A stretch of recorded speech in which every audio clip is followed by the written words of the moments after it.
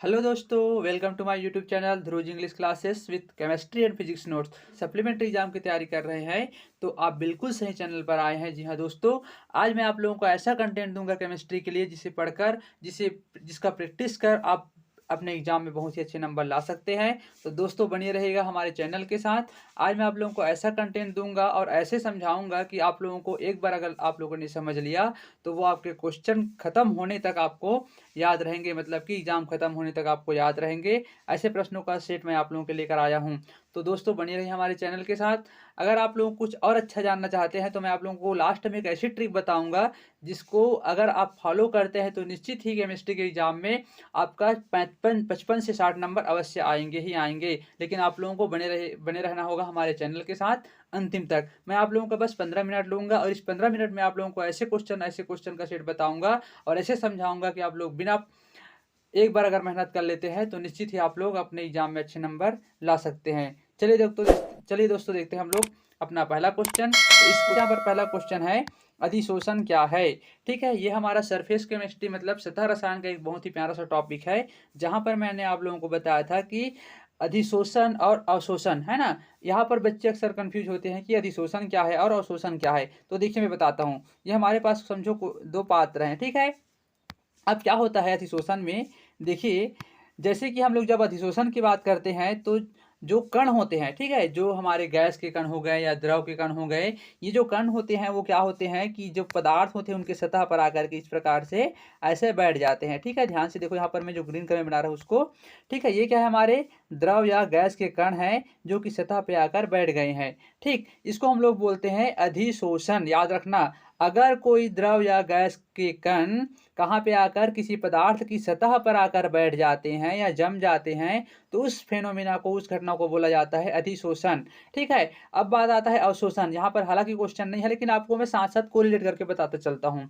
ठीक है, तो अवशोषण की जब हम लोग बात करते हैं तो अवशोषण क्या होता है, इसमें आपके जो द्रव या फिर हम लोग बात करें कोई गैस, ठीक है, तो द्रव और जो गैस के जो कण होते हैं वो क्या करते हैं, इसके सतह पर ना आकर के पूरे इस पार्टिकल के अंदर या पूरे इस पदार्थ के अंदर क्या होते हैं, इस प्रकार से ऐसे इकट्ठे हो जाते हैं। अब देखो दोनों में अंतर क्या है। इसमें जो हमारे डस्ट पार्टिकल हैं, देखिए ध्यान से, है ना, इसमें हमारे जो डस्ट पार्टिकल है वो केवल इसके सरफेस पर है, मतलब सतह पर है। उस जब सतह पर होता है तो उस घटना को बोलते हैं हम लोग अधिशोषण। लेकिन जब हमारे डस्ट पार्टिकल या फिर यूं कहें हम लोग जो गैस और द्रव के जो कण हैं वो अगर पदार्थ के अंदर प्रवेश कर जाते, देखिए यहाँ पर अंदर प्रवेश कर रहे हैं कि नहीं, है ना। तो अगर द्रव या गैस के कण पदार्थ के अंदर प्रवेश कर जाते हैं तो उस घटना को बोला जाता है अवशोषण। ठीक, ये वाला घटना क्या होगा हमारा, अधिशोषण। अधिशोषण में क्या होगा, केवल सरफेस पर आके जम जाएगा, सतह पर आकर जम जाएगा, सतह पर आकर जम जाएगा, है ना। जबकि अवशोषण में क्या होगा, वो पूरे उसकी सतह पर आकर के क्या होगा, उसकी सतह पर ना आकर के पूरे उसके अंदर चला जाएगा। ठीक है, तो दोनों क्वेश्चन पे आप लोग याद रखना है। ठीक है, अगला क्वेश्चन देखते हैं हम लोग। आईपीएससी नामकरण का है, इसको भी मैंने आप लोगों को अच्छे से पढ़ाया था। ठीक, आईपीएससी नामकरण जनरल नामों यहाँ पर एक कॉमन टाइप से आता है आप लोगों का 1 नंबर या 2 नंबर के लिए। तो देखिए यहाँ पर करना क्या है आप लोगों को, ये हमारा दूसरा क्वेश्चन है ना। सबसे पहले आप लोगों को आईपीएससी नाम करने के समय याद रखना है कि जो भी हमें क्वेश्चन दिया गया है, ठीक है, यहाँ पर आपको बस इतना याद रखना है कि जो भी क्वेश्चन दिया हुआ है उसमें कार्बन की संख्या कितनी है और उसमें कौन सा जो रिएक्टिव एजेंट है वो जुड़ा हुआ है। जैसे कि सपोज करो यहाँ पर दिया हुआ है, देखो OH, है ना। OH को हम लोग क्या बोलते हैं, हाइड्रोक्सिल ग्रुप। ठीक है, हाइड्रोक्सिल। हाइड्रोक्सिल ग्रुप में क्या करते हैं, जब भी किसी आईपीएससी नामकरण के समय अगर किसी भी चैन में या किसी भी श्रृंखला में अगर आपका हाइड्रोक्सिल ग्रुप मतलब OH समूह जुड़ा हुआ है तो उसका आईपीएससी नामकरण करते समय हम लोग लगाते हैं ऑल। याद रखना इसको, ठीक है, OL या ऑल। ठीक है, तो इसको हम लोग क्या करेंगे, यहाँ पे लगाएंगे। तो सबसे पहले प्रोसेस इसका देखते हैं हम लोग क्या करना है। हम यहाँ पर देखिए, सबसे पहले आपको गिनना है कार्बन की संख्या। तो देखो यहाँ पर कितने कार्बन है, 1 2 3 4, है ना। हाइड्रोजन से आप लोगों को मतलब नहीं है, केवल कार्बन की संख्या गिनिए। कितने कार्बन, 1 2 3 4, 1 2 3 4। ठीक, उसके बाद अच्छा ये तो हो गया, हम लोग कार्बन की संख्या गिन लिए। लेकिन गिनना किस ओर से, इसको हम लोग कैसे जानेंगे।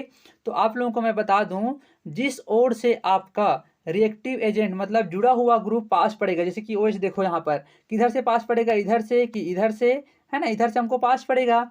भाई हमारा मंजिल जिस रास्ते से हमें जल्दी मिल जाएगा हम लोग उसी रास्ते को फॉलो करेंगे कि लंबे रास्ते को फॉलो करेंगे, नज़दीक वाले को। ठीक है, तो नज़दीक में कहाँ कौन सा वाला देखो यहाँ पर, यहाँ से। तो हम लोग पहले इसको गिनेंगे 1, इसको 2, इस वाले को 3, इस वाले को 4। अब देखिए यहाँ पर क्या करना है आप लोगों को, जैसे आप लोग कार्बन की संख्या गिन लेते हो उसके बाद देखना है जुड़ने वाला जो आपका क्रियात्मक समूह है जो OH है वो किस नंबर पर जुड़ा हुआ है। तो किस नंबर पर जुड़ा हुआ है, दूसरे नंबर पर। ठीक, अब एक चीज़ मैंने आप लोगों को और बताया था कि जितने भी कार्बन होते हैं उनकी संख्या के आधार पर भी हम लोग क्या करते हैं, IPSC नामकरण करते हैं। अगर आपके पास केवल एक कार्बन है, ठीक है, अगर आपके पास एक कार्बन है तो उसको हम लोग बोलते हैं मिथ, इससे बनता है आपका मीथेन। ठीक है, अगर 2 कार्बन है, 2 कार्बन के लिए हम लोग क्या लिखते हैं, इथेन। ठीक है, या इथ लिखते हैं, उसके बाद हम लोग उसको हेल्पिंग वर्ब और लगाते हैं पीछे। ठीक है, तो हम लोग इथ लिखते हैं, मतलब इससे बनता है आपका इथेन। ठीक, अगर 3 कार्बन हमारे पास है तो इसके लिए हम लोग क्या करते हैं, प्रोप लगाते हैं। प्रोप से बनेगा फिर आगे जाकर आपका प्रोपेन, और श्रृंखला पर डिपेंड करेगा। ठीक, उसी प्रकार हमारे पास अगर क्या हो, 4 कार्बन हो, ठीक है, अगर हमारे पास 4 कार्बन हो तो हम लोग लिखते हैं ब्यूट। ब्यूट से बनता है आपका ब्यूटेन। ठीक है, वो श्रृंखला पर डिपेंड करेगा। तो देखते हैं हम लोग यहाँ पर क्या होगा। मैंने बताया कि यहाँ पर कितने कार्बन है हमारे पास, 1 2 3 4। ये जो हमारा हाइड्रोक्सिल ग्रुप है कहाँ पे जुड़ा हुआ है, दूसरे नंबर पर। ठीक है, इसलिए हम लोग क्या करेंगे यहाँ पर IPSC नाम करते समय, चूंकि 4 कार्बन है क्या लिखेंगे यहाँ पर, ब्यूट। ठीक है, 4 कार्बन के लिए ब्यूट। ठीक, कौन से नंबर पर जुड़ा हुआ है हमारा जो OH ग्रुप है वो दूसरे नंबर पर जुड़ा हुआ। क्योंकि दूसरे नंबर पर ये जुड़ा हुआ है इसलिए हम लोग क्या लिखेंगे, अच्छा ये ब्यूट लिखे, ब्यूट से बनेगा श्रृंखला, क्योंकि चैन श्रृंखला, इसलिए लिखेंगे हम इसको ब्यूटेन। ठीक है, कितने नंबर पर जुड़ा हुआ है हमारा हाइड्रोक्सिल ग्रुप, 2 नंबर पर, तो हम लोग डैश लगाएंगे, 2 नंबर पर जुड़ा हुआ इसलिए 2। ठीक है, अब देखिए यहाँ पर कौन सा ग्रुप जुड़ा हुआ है, जो हाइड्रोक्सिल ग्रुप है वो ये वाला OH है ना जी, OH है, इस कारण से हम लोग क्या लिखेंगे, ऑल। तो क्या हो जाएगा ये, ब्यूटेन 2 ऑल। तो देखो इतना सिंपल है IPSC नामकरण करना। ठीक है, अब आगे देखते हैं हम लोग कैनिजारो अभिक्रिया। इसमें बेसिकली क्या करना है आप लोगों को, एल्डिहाइड की अभिक्रिया जब आप लोग पोटेशियम हाइड्रोक्साइड से कराओगे, एल्डिहाइड जानते हो ना, जो हमारा कौन सा ग्रुप होता है, देखो CHO, इसको हम लोग बोलते हैं एल्डिहाइड ग्रुप या एल्डिहाइड समूह। जब हम लोग एल्डिहाइड के 2 अणु की अभिक्रिया या 2 मोल की अभिक्रिया किससे कराते हैं, KOH, जिसको हम लोग बोलते हैं पोटेशियम हाइड्रोक्साइड, तो हमें क्या मिलता है, पोटेशियम फॉर्मेट, है ना, CkCOO के, और साथ में मिलता है हमको मेथिल एल्कोहल। ठीक है, इसको हम लोग कैसे जानेंगे, देखिए सबसे पहले आपको करना लेना है 2 मोल, मतलब 2 लेना है आपको CHO, एक और ले लेता हूँ मैं यहाँ पर CHO, इसको आप लोग तोड़ के भी बना सकते हो। ठीक है, अब देखिए इसकी अभिक्रिया हमको किससे करानी है, इसकी अभिक्रिया करानी है हमको KOH से। जब आप लोग इसकी अभिक्रिया KOH से कराओगे तो होगा क्या, यहाँ पर ये जो आपका पोटेशियम है, ठीक है, एक सेकेंड, ये जो आपका पोटेशियम है इन दोनों के स्थान पे आकर क्या हो जाएगा, जुड़ जाएगा। तो क्या मिलेगा हमें, देखो यहाँ पर ये हो जाएगा आपका, देखो यहाँ पर हम लोगों को जैसे कि यहाँ पर 2 मोल लिए है ना, तो यहाँ पर भी 2 मोल लेना पड़ेगा। तो ये हो जाएगा आपका KCOOH। कैसे हुआ, यहाँ से देखो मैंने एक पोटेशियम यहाँ से लिया, ठीक है, यहाँ से 2 कार्बन, एक कार्बन यहाँ से मैंने लिया, तो एक कार्बन ये हो गया, और ये दोनों ऑक्सीजन को, तो ये दोनों ऑक्सीजन साथ में ले लिया हमने, ये हाइड्रोक्सिल ग्रुप। ठीक है, तो हमारा यहाँ पर जो प्रोडक्ट बनेगा वो क्या होगा, हमें यहाँ पर प्रोडक्ट मिलेगा पोटेशियम फॉर्मेट, साथ ही साथ मिलेगा हमको मेथिल एल्कोहल। ठीक है, आगे बढ़ते हैं। ये क्षार, अम्ल क्षार का है, इसको आप लोग जानते होंगे, बेसिक से 9 से हम लोग इसको पढ़ते आ रहे हैं। उसके बाद 5वां प्रश्न है, देखिए मोनोसेक्राइड क्या है। तो मोनोसेक्राइड बेसिकली क्या होता है, अच्छा केमिस्ट्री में मोनो, डाई, ट्राई और पॉली ज़्यादा यूज होता है ना। तो मोनो का मतलब आप लोग याद रखना, मोनो का मतलब होता है 1, डाई का मतलब होता है 2, ट्राई का मतलब होता है 3, और 3 से अधिक होते हैं इसको हम लोग बोलते हैं जनरली पॉली। ठीक है, तो मोनोसेक्राइड, डाईसेक्राइड, पॉलीसेक्राइड जैसे आप लोगों को देखने को मिलेंगे। तो यहाँ पर आपका क्वेश्चन ये किया गया है, मोनोसेक्राइड क्या है, एक उदाहरण दीजिए। तो मोनोसेक्राइड मतलब ग्लूकोज, या फिर हम लोग बोल सकते हैं कार्बोहाइड्रेट के ऐसे अणु जिसको हम लोग और छोटे भाग में तोड़ नहीं सकते, है ना, जिसको और सरल अणुओं में तोड़ा नहीं जा सकता, उसको हम लोग बोलते हैं मोनोसेक्राइड। अच्छा, यहाँ पर ध्यान देना है आप लोगों को, चलिए, मोनोसेकेराइड के बाद हम लोग अगला क्वेश्चन देते हैं। प्रश्न क्रमांक 6वां, 2.82 ग्राम ग्लूकोज जिसका आणविक द्रव्यमान है 180, 30 ग्राम जल में घुला है, इस विलयन की मोललता ज्ञात कीजिए। तो सबसे पहले आप लोगों को निकालना होगा इसका आणविक द्रव्यमान। जो ग्लूकोज होता है, फार्मूला आप लोगों को याद होना चाहिए, C6H12O6 है ना, इसको हम लोग बोलते हैं ग्लूकोज। इसका जब आप लोग आणविक द्रव्यमान निकालोगे तो ये होता है आपका इसका जो मान होता है 180 है ना। उसके बाद आपको क्या करना है, ग्लूकोज के मोलों की संख्या देखनी है ना। तो यहाँ पर दिया हुआ है, देखो 2.8 ग्राम ग्लूकोज है ना। जो आपका 2.8 ग्राम ग्लूकोज है वो इस 180 ग्राम जल में, या फिर हम बोलना चाहिए उस जिसका आणविक द्रव्यमान 180 है उसमें घुला हुआ है। तो इसका हम लोग जब इसको सॉल्व करेंगे तो ये आएगा 0.015 मोल। ठीक, अब आप लोग को देखना है कि जल का द्रव्यमान कितना है। तो जल का द्रव्यमान यहाँ पर दिया हुआ है प्रश्न में 30 ग्राम है। अब आपको यहाँ पर सीधा कुछ नहीं करना, जो विलयन की मोललता का जो फार्मूला होता है ना, विलेय के मोलों की संख्या बटे विलयन का लीटर में आयतन या विलयन का द्रव्यमान, इसको आप लोग यहाँ पर लगाओगे तो आपको यहाँ पर इसका आंसर मिल जाएगा। इसका आंसर आएगा 0.5 m। ठीक है, अब आगे हम लोग देखते हैं तापमान गुणांक क्या है। तो यहाँ पर देखिए, ताप में वृद्धि सामान्यतः किसी रासायनिक अभिक्रिया की दर में वृद्धि हो जाती है। अगर हम लोग किसी भी अगर हम लोग ताप में वृद्धि कितनी डिग्री की कर देते हैं, 10 डिग्री कर देते हैं, तो जो वेग होता है वो 3 गुना हो जाता है। इसको बोलते हैं हम लोग तापमान गुणांक। अगला प्रश्न यहाँ पर, नाइट्रोजन पेंटाहाइड नहीं बनाता जबकि क्या कारण है बताइए। ठीक है, इसको दो प्रकार से पूछ सकता है। नाइट्रोजन पेंटाहाइड बनाता है जबकि फास्फोरस नहीं बनाता है, जबकि फास्फोरस बनाता है, क्यों, समझाइए। तो इसका आप लोगों को बेसिक से एक वर्ड में आंसर रखना है, याद रखना है कि जो हमारा नाइट्रोजन होता है N है ना, इसके पास जो ब्लैंक या फिर हम लोग बोल सकते हैं रिक्त डी कक्षक नहीं होता, इस कारण से ये पेंटाहाइड नहीं बनाता। अब देखो, इसको मैं समझा देता हूँ आप लोगों को बहुत ही अच्छे तरीके से, है ना। इसका कारण ये है क्योंकि अगर हम लोग नाइट्रोजन का परमाणु क्रमांक देखें तो होता है, ये होता है 7। ठीक है, 7 कहने का मतलब ये हो जाएगा 1s, हम लोग जानते हैं इलेक्ट्रॉनिक विन्यास 1s2, 2s2, 2p6। उसके बाद आएगा फिर 3s2, 3p6, फिर बहुत दूर जाने के बाद मिलेगा आप लोगों को 3d या फिर d ऑर्बिटल। तो यहाँ पर देखो, नाइट्रोजन के पास कितने इलेक्ट्रॉन है अभी, 7 है ना। तो यहाँ पर 2 इलेक्ट्रॉन तो यहीं पर फुल हो जाएंगे, 1 2 2 यहाँ पर हो जाएंगे, कितने हो गए, 2 और 2 4, बचा 1 जो आ जाएगा आपके p ऑर्बिटल में। अब देखिए, है ना, इसमें बोला क्या जा रहा है, नाइट्रोजन पेंटाहाइड नहीं बनाती। इसका कारण क्या है, क्योंकि नाइट्रोजन के पास अतिरिक्त डी कक्षक नहीं होता। आप लोग ये ध्यान मत देना कि जो पी ऑर्बिटल है वो तो खाली दिख रहा है और आप लोग बोल रहे हो डी कक्षक नहीं हो, मतलब इसके पास रिक्त कक्षक नहीं होता करके। तो इसमें रिक्त कक्षक नहीं देखना है हम लोगों को, देखना क्या है, रिक्त डी कक्षक। अगर नाइट्रोजन के पास रिक्त डी कक्षक होगा तभी वो क्या करेगा, पेंटाहाइड बना पाएगा, है ना। अब भाई इसके पास, अब ये क्या, नाइट्रोजन के पास क्या है, नाइट्रोजन अपना खुद अकेला है ना। उसके बाद क्या करता है, वो किसी 4 और कस्टमर को क्या कर देता है, अपना घर किराए में दे देता है। ठीक, अब इसके पास 3 घर थे, तीनों फुल हो गए, है ना। अब ये क्या करेगा, क्या किसी और किराएदार को किराया दे पाएगा क्या, नहीं, मतलब अपना विस्तार नहीं कर पाएगा, अपना इनकम और जनरेट नहीं कर पाएगा।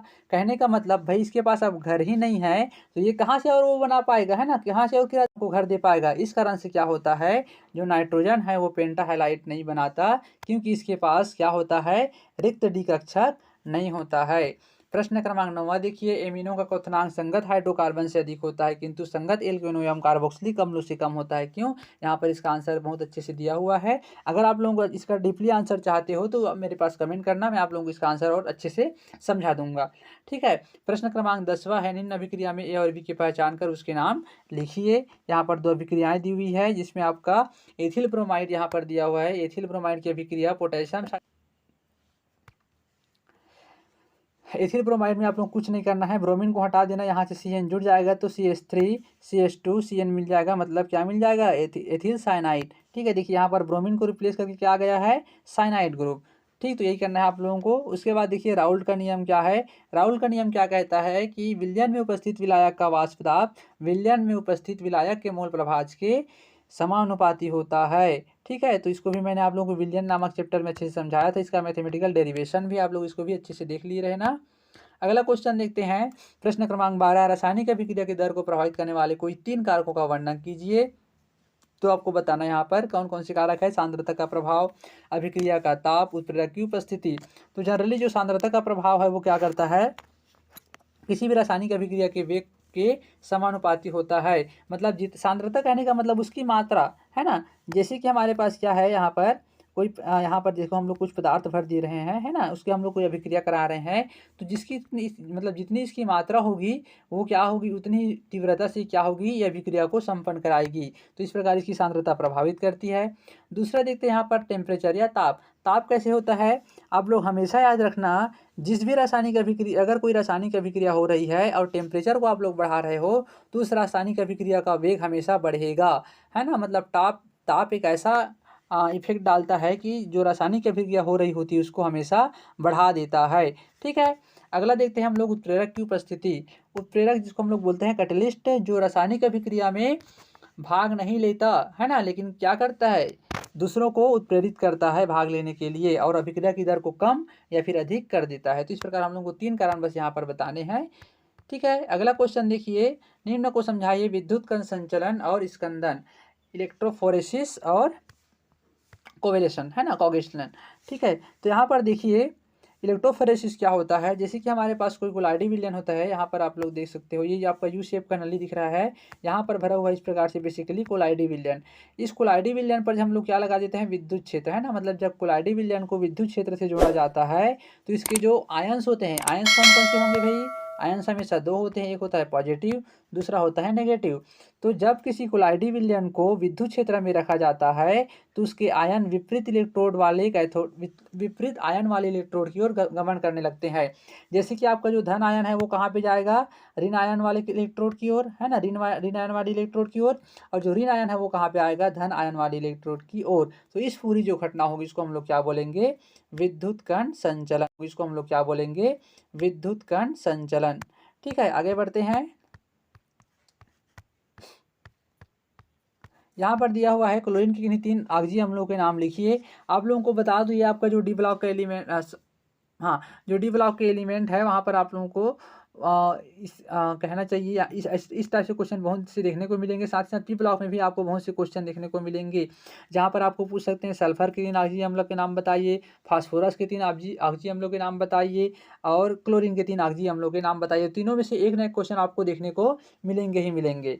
ठीक है, अगला क्वेश्चन देखते हैं हम लोग यहाँ पर, निम्नलिखित यौगिक की संरचना सूत्र लिखिए। तो यहाँ पर भी आईपीएससी नाम का थोड़ा सा दिया हुआ है, tetra carbonate nickel, potassium hexacyanoferrate, hexaammine cobalt trichloride. इसको भी मैंने आप लोगों को ऑफलाइन क्लास में बहुत अच्छे से समझाया था। अगर आपको फिर भी और समझना है तो प्लीज़ मेरे पास कमेंट कीजिए, मैं आप लोगों को इसका आंसर बहुत ही अच्छे तरीके से समझा दूंगा।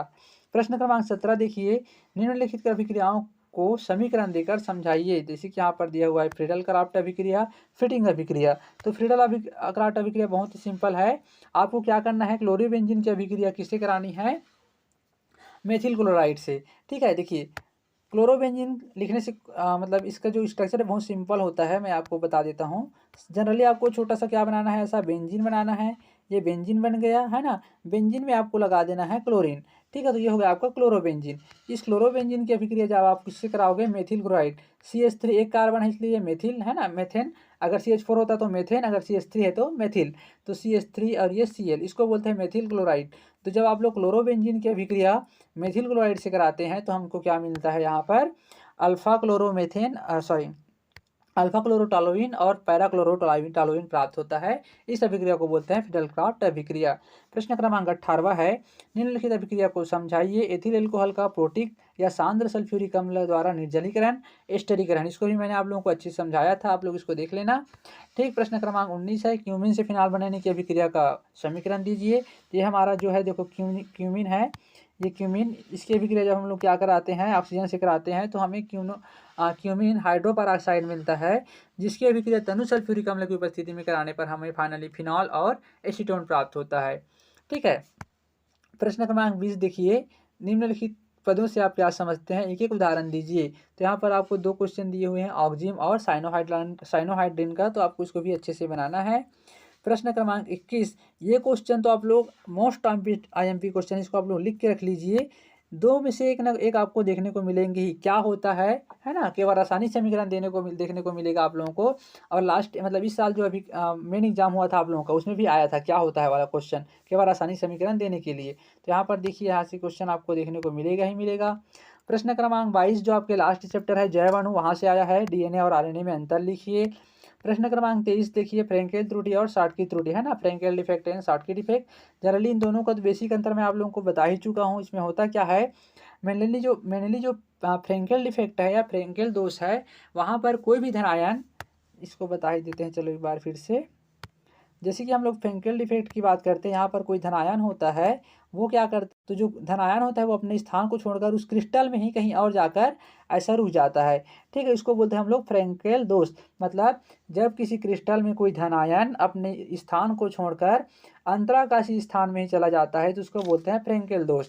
और शॉर्टकी दोष क्या होता है, इसमें आपके धनायन और ऋणायन दोनों, देखो यहाँ पर, देखो यहाँ पर दिया हुआ है अच्छे से डायग्राम में, यहाँ से धनायन और यहाँ से एक ऋणायन, जब कोई धन और ऋणायन दोनों समान संख्या में किसी क्रिस्टल से पूरे गायब हो जाते हैं तो उस घटना को बोला जाता है शॉर्टकी दोष।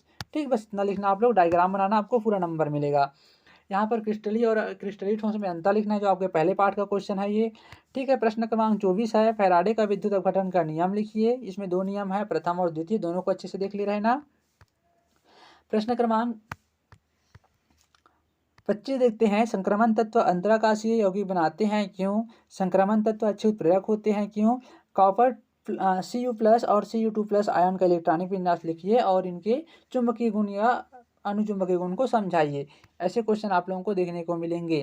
ठीक है, तो इतने क्वेश्चन आप लोगों को तैयारी करनी है और एक होगा आपका लास्ट 26वां प्रश्न, जहाँ पर आप लोगों को कई प्रकार के क्वेश्चन देखने को मिलेंगे जो आपके 5 नंबर के रहेंगे, है ना। जैसे यहाँ पर दिया है, एसिटिक अम्ल से आप निम्नलिखित को कैसे प्राप्त करेंगे, केवल रासायनिक समीकरण दीजिए।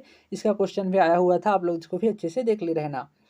चलिए, तो मैं आप लोगों को जो लास्ट टाइम बताने वाला था वो ये है कि अगर आप इस साल का जो मेन एग्जाम हुआ था मार्च अप्रैल में, उसके मॉडल आंसर के हर क्वेश्चन को आप लोग तैयारी कर लेते हो एकदम ईमानदारी से, तो आपका 50 से 55 अंक कहीं नहीं जाएगा केमिस्ट्री में, ये लिखित रूप से मैं देता हूँ।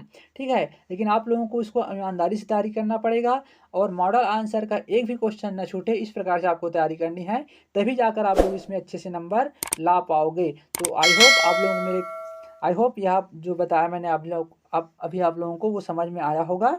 ठीक है, थैंक यू।